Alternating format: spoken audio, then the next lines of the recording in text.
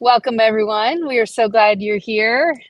This is our continued journey into showing up in some new places in the hopes that it stimulates great conversation and ability to serve you guys where you're at and share a little bit of our own story. And you'll notice immediately that I have a very fun gift to bring to you today, which is having my son, Jonathan, join us for our conversation. And from time to time, he's always behind the scenes on these things, helping structure and what we're doing. But from time to time, we'd love to have him join us quite specifically as he is today and maybe other people as well. But John, welcome. What's up, guys? Thanks for having me today. Glad It's you're so fun to be here. here. Where, Yeah. yeah, where are you? Where's here for you? Hawaii is where I live. I live on the North Shore of Oahu, quite a ways away from where you are, in Illinois right now. So it's kind of funny to have a chat like this when we're so separated, but aligned in mission and in what we're working on. Amen. Amen. And so same for any of you who are joining us, drop into the chat where you're joining us from so we get a sense. I am in Illinois. Normally I'm in Colorado, in Boulder near the Rocky Mountains. But today I have a visit to a family wedding that's going to be tomorrow, which I'm super excited about. And so my husband and I flew into town and I had some fun meetings today that were soul care related, and then getting ready for the wedding tomorrow. So that'll be super fun. Uh, and so this though, wherever I am in the world, God willing, we're going to keep doing this on Friday afternoons, and it's a time for a couple really specific things. A time to lead us as a community in some reflection and just prayerfully thinking back on the prior week and what are some things that we can be grateful for, maybe that we can notice that would be easy to move into. I know wherever you might be watching this, not on a Friday, but at the end of a week, um, or at whatever moment you're in, how can we be developing our capacity to prayerfully reflect, notice, invite God to search us and know our hearts and maybe show us some things that it's easy to keep moving and not notice. So we want to create some space for that on a weekly basis as a community. And so we'll do that in a minute. I'll walk us through a kind of a quieting and breathing and prayerfulness and asking God to call to mind things. And then we like to share. What are some of the things that we noticed that God brought to mind? And then the other half of this is to really be celebrating what we call weekly wins. As a team, we've been doing this for, I don't know, a couple of years, where everybody gets to, if they want to, grab a beverage of choice and then kind of come around in virtual spaces, because we're a completely virtual team, and say, what's a win that we could celebrate? What, might have been a great week, might have been a hard week. None of those things are canceled out, but can we at least just name something with gratitude and appreciation for where, how our day is ending up? So that's pretty much it. And then along the way, we usually get to give you some ideas of some updates coming, where Soul Care is at, what are some things that we have going on. So before we drive into that more quieting and prayerful space, John, anything you wanted to add in terms of our hopes for what kinds of ways people can engage with us in this?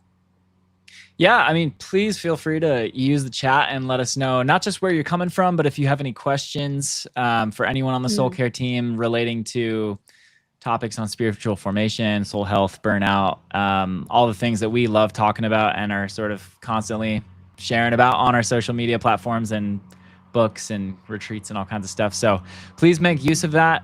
We have someone from Kiki that's tuning in from Arkansas. She Hi, says, Kiki. "Hi, I just have to say you Caliguires all have great hair." She's very sweet of her. Thank you, Kiki. Appreciate I love that. it. I love it. Please don't be shy. We're here to have a conversation, and we'll be sharing as much as we can. But we also want it to be totally a two-way street. So please feel free to provide some input. Yeah. Agreed. Thanks for that, John. That was a good ad. Mm-hmm. Okay, so the practice piece of this is, wherever you are, whenever you happen to be engaging with this, if at all possible, just kind of get your body to relax a little bit. Maybe put both feet on the floor. We usually kind of cross everything. Sometimes there's a bit of our physical energy showing up. So to just uncross, feet on the floor, close your eyes if that's available to you or feels like an invitation that you could have, and just maybe take a deep breath. Sometimes it's helpful to actually inhale through your nose and then exhale more slowly with a count, even if it helps. I know I was a swimmer, so a lot of times my breath often comes with counting, and to take a 4 count inhale and then hold and then exhale can, that's not how I would swim, but it's a good thing when we're doing an exercise like this. Mm-hmm. And then prayerfully to just invite the Holy Spirit, invite God to say, is there something from this past week that you want to recall to my mind? Maybe it was a conversation, a moment, an idea, a breakthrough of some kind that we could ask for God to bring to mind, and something that we could then maybe, whatever is appropriate in our response to God, express our gratitude, express our maybe wonder or curiosity. Is there a next step for us? Is there another thing? Whatever it is. So we'll just leave it quiet for here in a minute, and then we'll respond to, if you have a chance to type anything in, Kiki or anyone else who's joining us, to hear together what are some of the things that God has brought to your mind. For me, if I can jump in, what first came to mind was the faces of some friends. They are engaged with us with soul care in some pretty cool ways as an organization, but as leaders, they're investing significantly in the well-being of their own souls. And we had the opportunity to be face to face this past week with a couple of really important conversations. And just the first thing that came to mind with gratitude was just the looks on their faces, as I could just tell we knew that God was interacting with them about the very real circumstances of their life. And man, I just like, that's the work of soul care a lot of times, of us, our team, is like, how do we create spaces where authenticity can show up, and God can show up, and we see what then God does. So anyway, for me, that was one of the first things that came to mind. A couple other things as well. But John, how about for you? Anything come to mind as a reflection from this past week that was a noticing for you? Yeah, it's actually been a really good week of processing a lot for me. I just moved to Hawaii like 4 or 5 months ago now, which is crazy. It's been kind of long now, but still figuring out community and still figuring out who our people are out here. And so there's been an element of loneliness in that. My spirituality and my my sense of connection with God is often very connected to friendships, and I'm a very extroverted person, and so experiencing God with people is a huge part of my spiritual life. And so there's been a sense of lack a little bit in that. But I was meeting with Casey Tigret, who is one of our spiritual directors with Soul Care, which is awesome. So one really fun thing that Soul Care started doing is providing, like, I think it's 1 session a quarter of spiritual direction for anyone who's like working with soul care, which includes me, fortunately. So yeah, I had my first ever like spiritual direction meeting with him earlier this week, and it was really beautiful.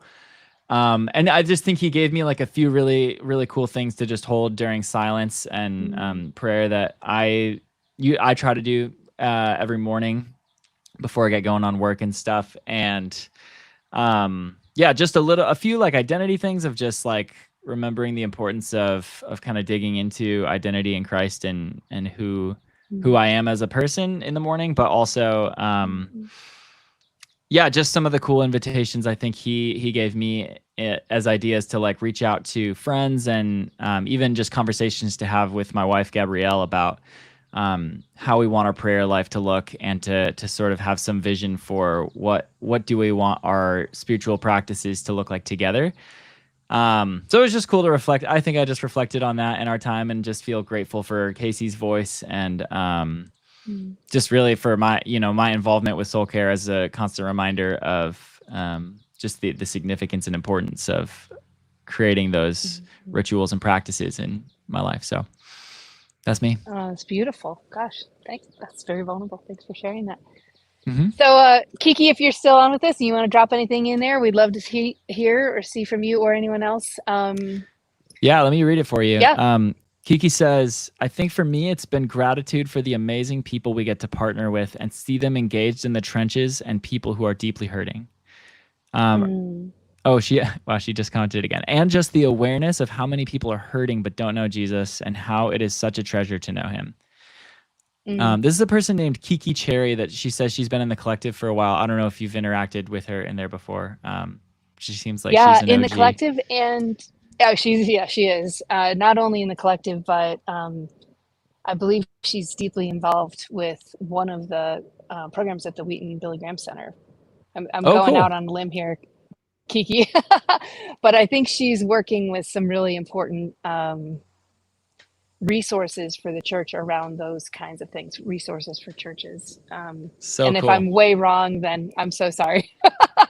But I think that's what if my memory serves me, which it doesn't Super always. cool. But yeah, but that is a beautiful reminder that our hope is even that with the message of soul care, and as we increasingly live lives of soul health, of depth of soul, as relationally grounded people who are showing up in the world with that non-anxious presence, which is what spiritual directors talk about a lot, Casey and others. And how do we bring that into this world that there's a lot of anxiety, a lot of hard, really hard stuff. And it's not that we go in with a tool belt and fix it, but one of the biggest things we can do is just hold that non-anxious space with people whatever they're bringing towards us.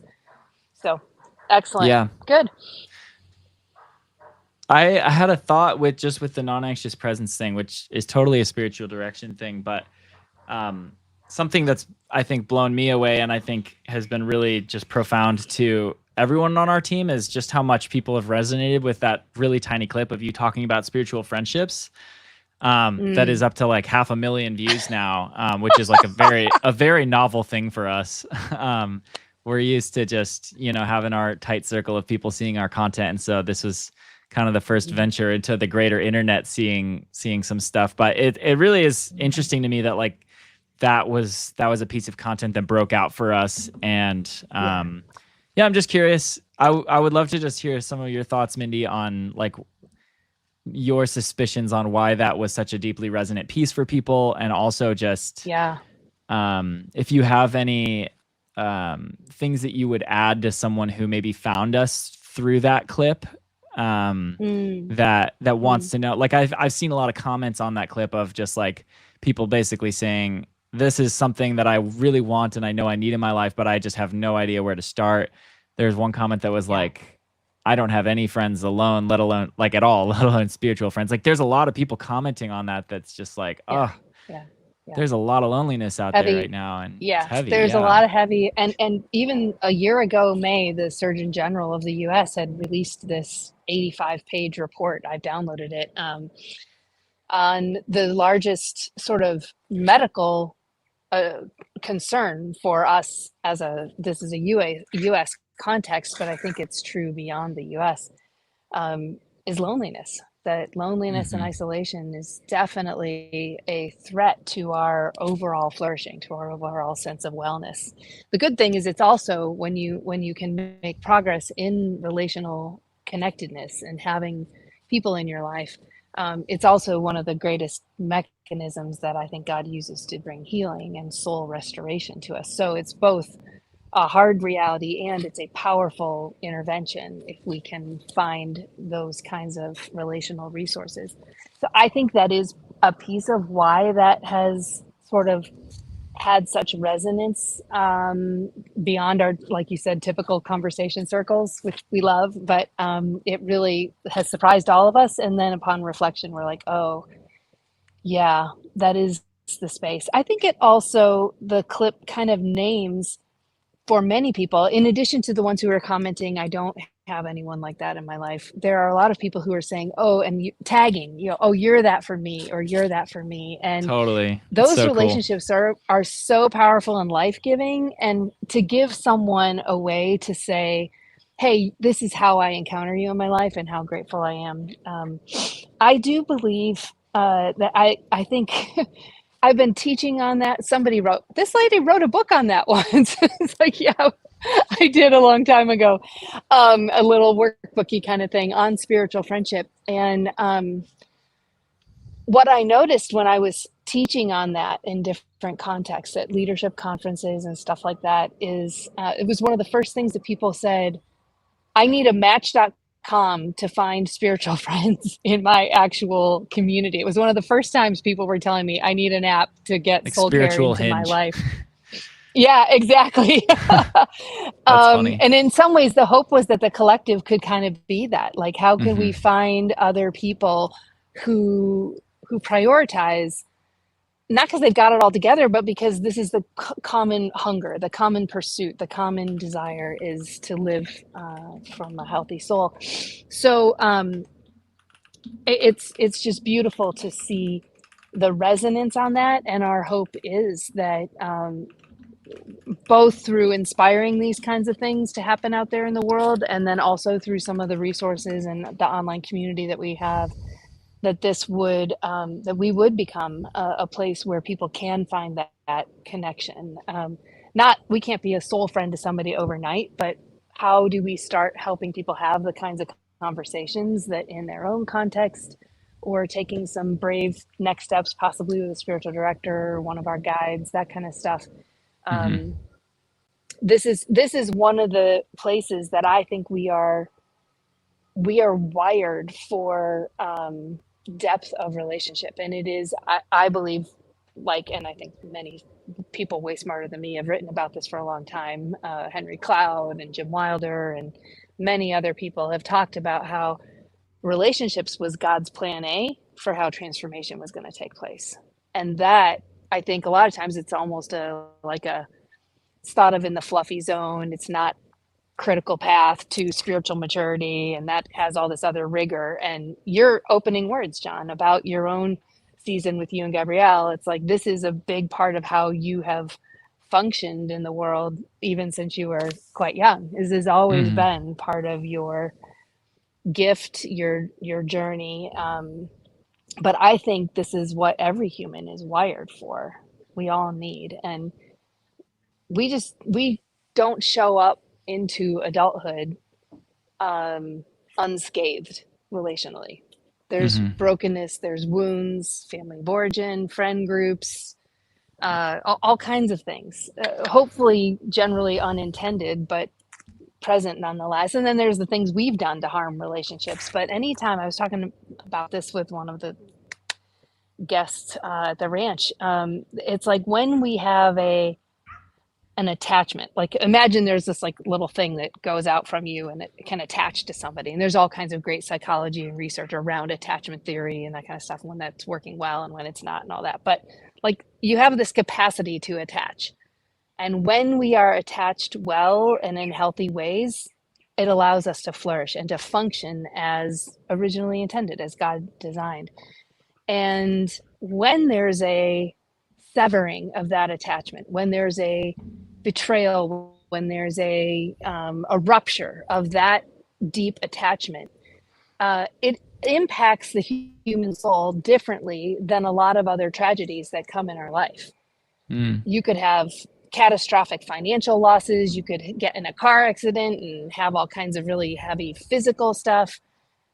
Generally speaking, those things don't have the level of long-term painful impact on our lives.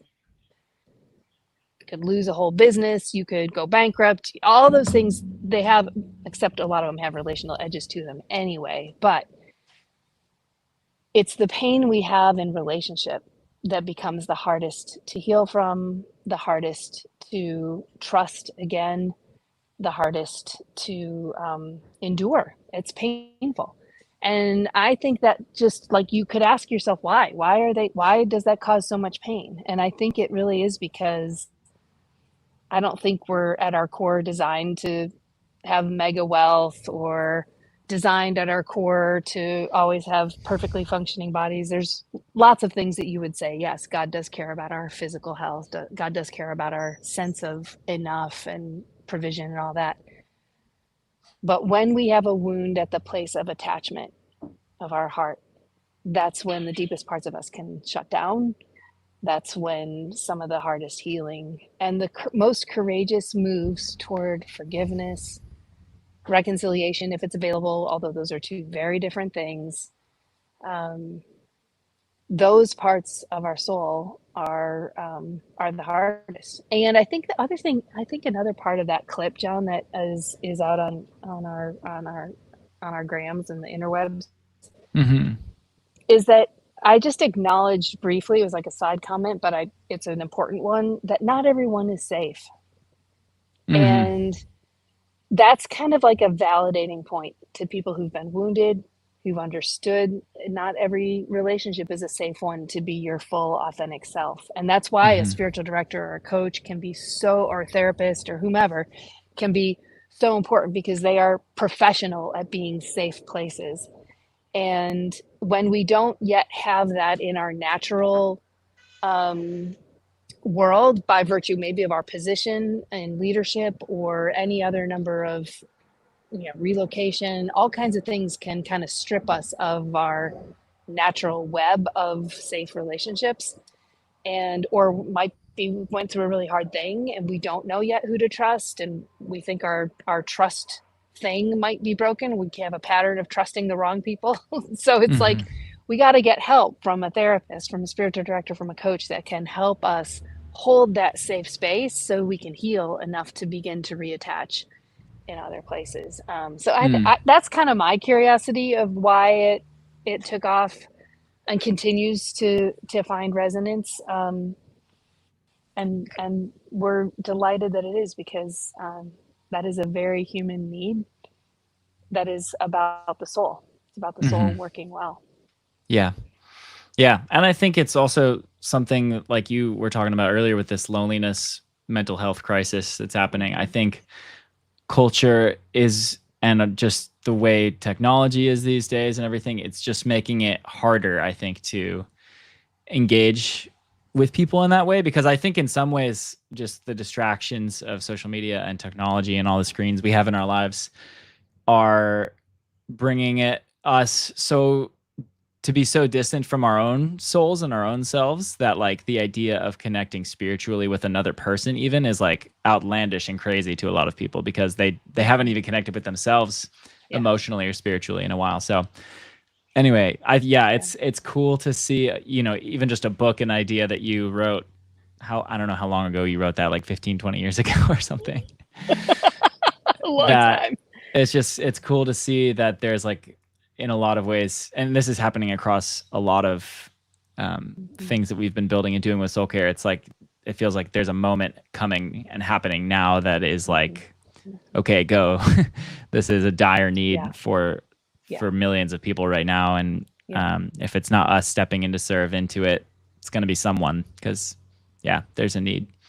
Well, and I hope it's a lot of us. I hope that it's us and 100 other organizations and people, because Totally.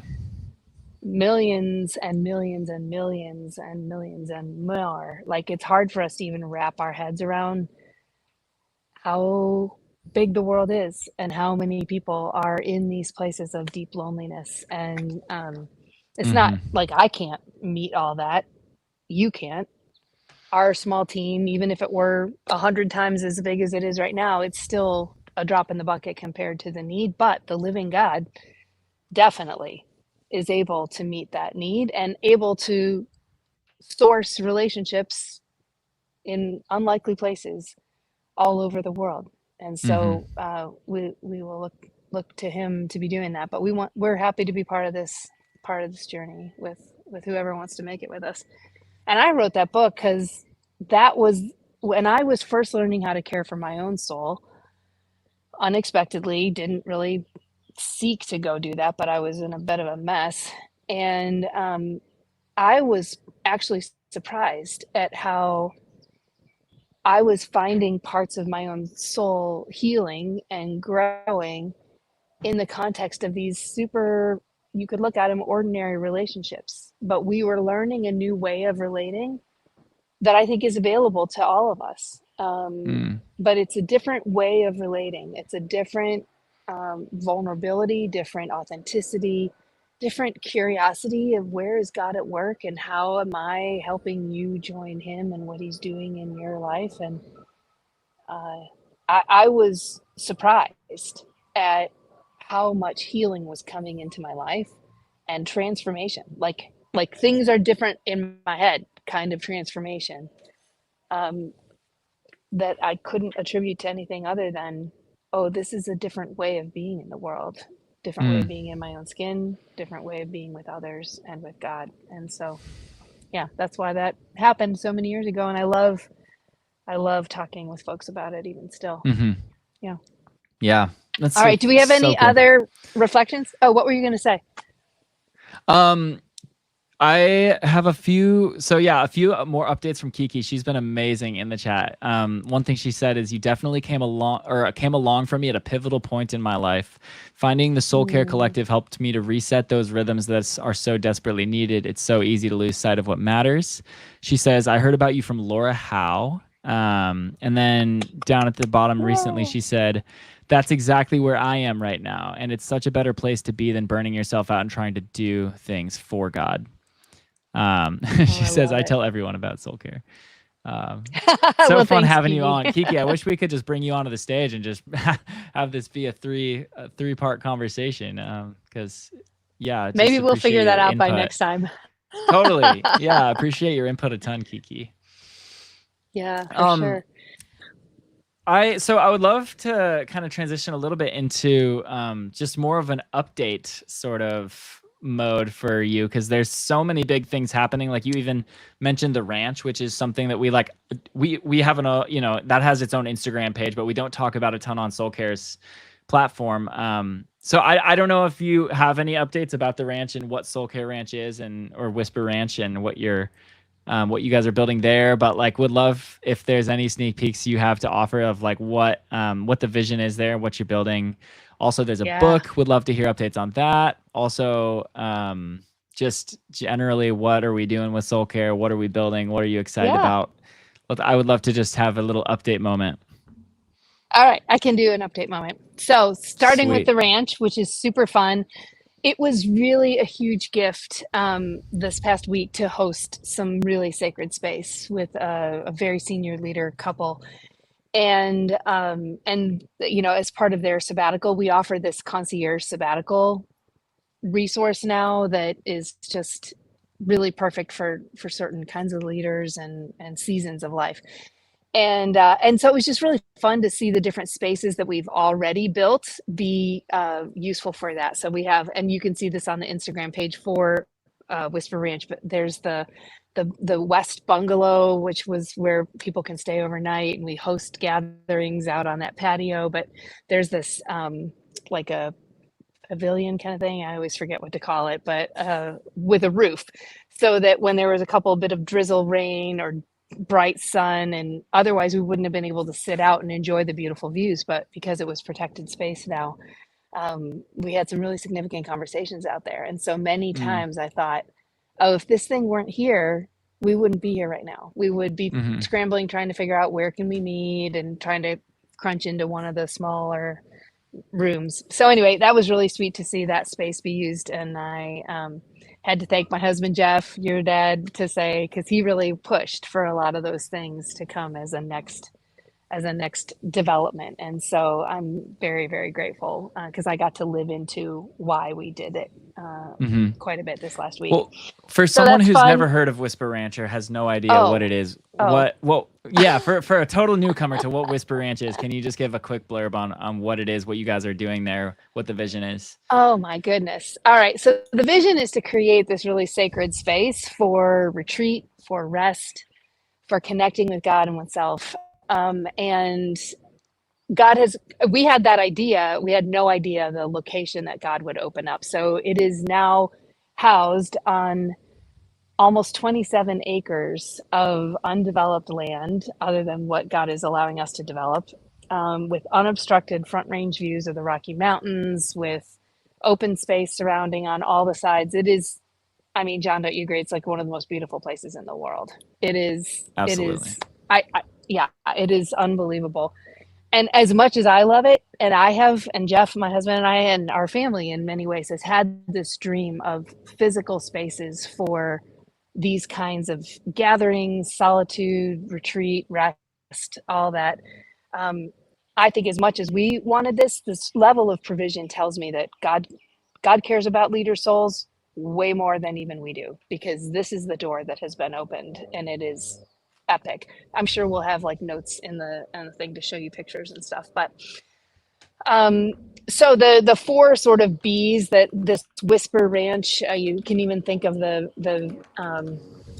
First Kings, or is it Second Kings? Anyway, the idea of the prophet that has had this epic milestone moment of ministry and is like now scared to death, running for his life after this moment of courage, moment of strength, moment of great faith, and is like now depressed, isolated, feeling like he's the only one. You could say he's almost a little suicidal. I mean, that sounds terrible, but he's saying he wishes his life was gone. It's he's in a bad place, and God feeds him with the ravens and provides for him. But the beautiful thing is that God shows up to talk to him, to speak to him, and it's there's a big storm and there's an earthquake and all these dramatic things, and God isn't in any of those things, but there's this still small voice, this whisper, and it was in the whisper that God met this leader in a really hard season, and we love that sort of being the compelling idea here at this ranch. And the four sort of North Star, like what are we about? It's a place for being, a place for belonging, for becoming, and for blessing. And each of those matter to us. Like the being is, so much of our lives are about performance. As John, you were saying earlier, like I can't have a spiritual friendship. I don't even know what my own thoughts are. I'm too distracted and choosing to give in to the addiction that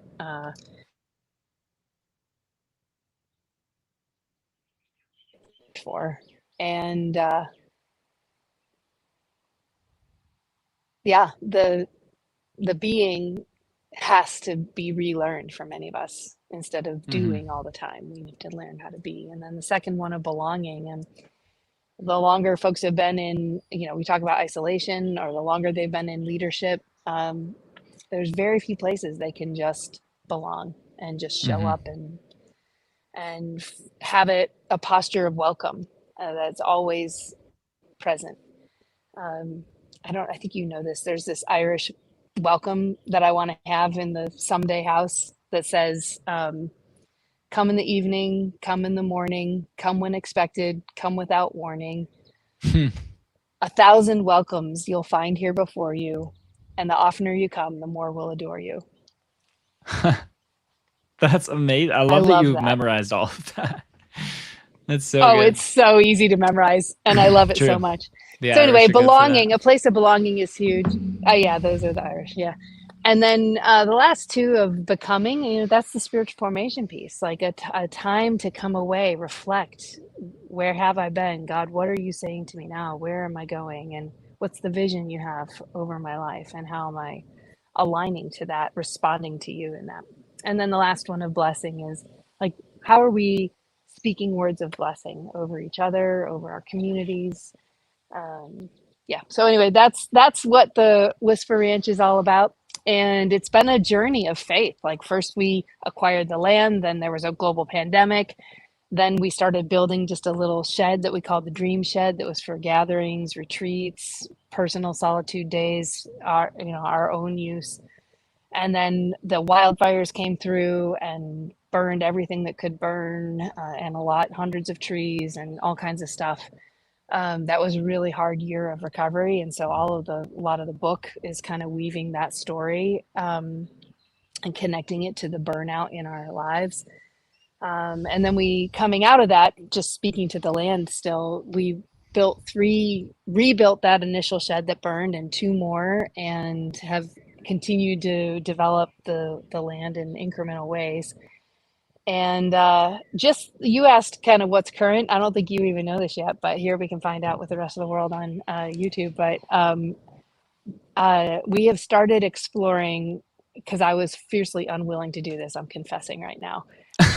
We have started exploring what would it mean to build the barn first if we don't have the resourcing yet to do the full house. Cool. That has been architected and designed, and I've had my little grubby fist around like, no, that's what we're going to do. And it's like, well, maybe the best thing to do is start with this other thing. So very cool. Yeah, so that is a new thing, like hot off the press over the last 48 hours. And then yeah, so that update on the book, had a great conversation this morning, actually, while I was here in Illinois with a former colleague, a good friend, who's wants to bring this and have me join his podcast. He coaches authors and speakers and stuff like that, and has gave me some really great ideas for it and how to really bring value to people who are interested in joining this conversation about the book. And he said, don't hold back. People are going to want to join in with you on this. And you would have loved everything that Steve had to say. That's so cool. That was great. Super encouraging. And I don't know if I have any other we have I think you're going to help me live stream our book release party on September 6th. Yeah. And so we're working on getting a save the date out there. We'll do a book release launch, whatever you call it, party at the ranch, but also try to make it available to anybody who wants to join in, and probably have some special prizes and gifts and stuff like that. So that'll be fun. I think that's it though on that. So cool. So much exciting stuff. Oh, well, no, except because you created a video about it. That was new this week. About the book. Yeah. Yeah, you did. It was awesome, John. You got all that drone footage? It was great. Thank you. Yeah. Yeah. I mean, it was technically the second time I posted that. It's like the video of you reading the prelude to the book, but thought it would be a good idea to maybe include some imagery of all the things that you're talking about in there. And yeah, some videos from my iPhone of just walking around the neighborhood that had burned like the day after, and that whole crazy season of life after the Marshall fires. That was crazy, but it was super fun making that.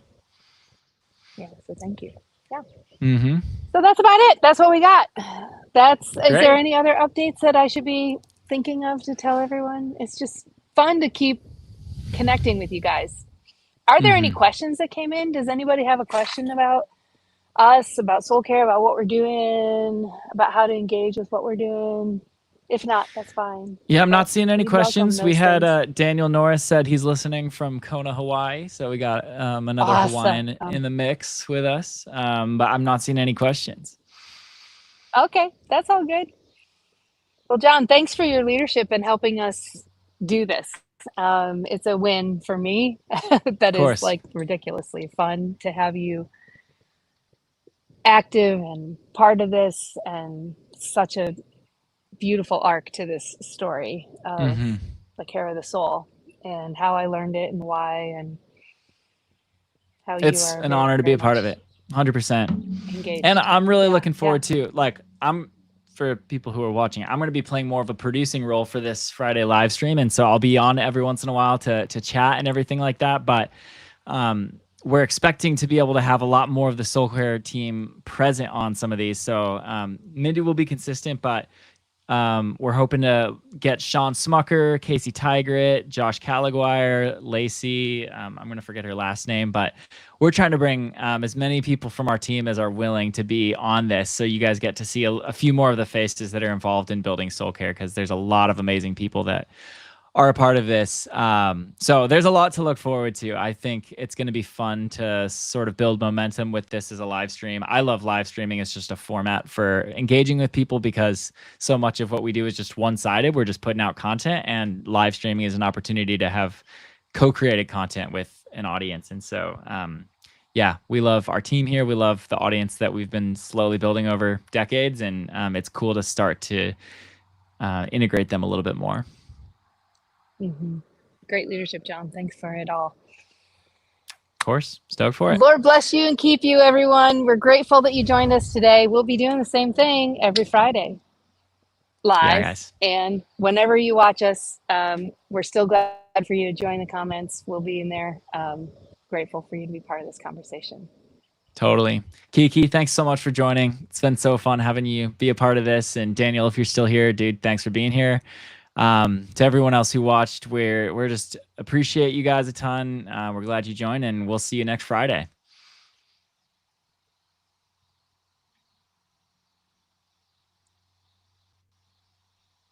Cool. Stream's over.